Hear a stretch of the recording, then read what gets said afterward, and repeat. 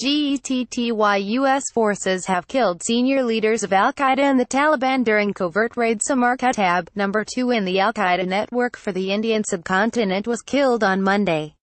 Commander of the Taliban's Red Unit Mullah Shah Wali, also known as Haji Nasser, and several of his militants were also killed in the U.S. terror raids in Afghanistan. The U.S. command said, both leaders are responsible for the deaths of many innocent Afghans, and their removal will both disrupt the terrorist operations of their respective organizations and improve the overall security of the country. Omar Khetab, number 2 in the al-Qaeda network for the Indian subcontinent.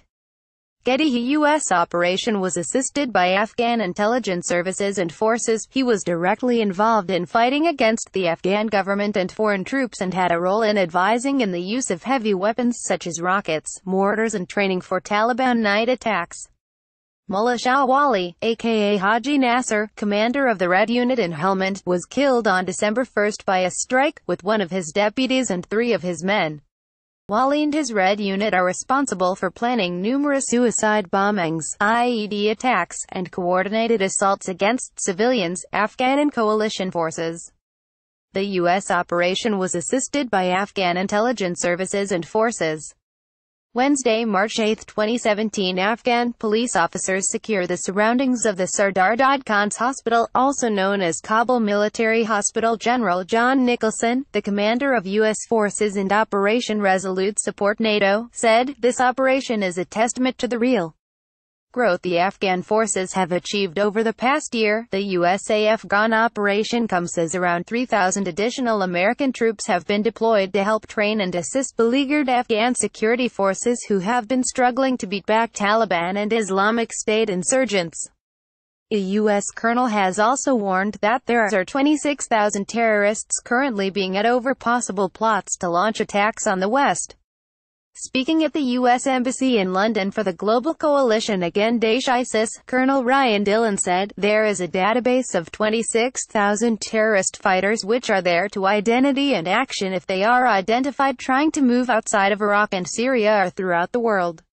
Their removal will both disrupt the terrorist operations of their respective organizations and improve the overall security of the country." U.S. Command. The U.S. colonel said that the International Security Force Interpol was in charge of the global fight against terrorists and warned that ISIS was dying but could still cause alarm in the UK. Colonel Dillon said, "They are no longer a military threat, they no longer have an army that we saw present itself in 2014. However," he added, "it does not mark the end of Daesh." The USA-Afghan operation comes as around 3,000 additional American troops have been deployed. "We are looking at the enemy and seeing how he adapts, and we will provide our partners the support that they need to deliver the lasting defeat to Daesh in Iraq and Syria." Analysts have warned an Islamic State 2, or al-Qaeda 3.0, may be launched as the fanatical cult regroups and regenerates.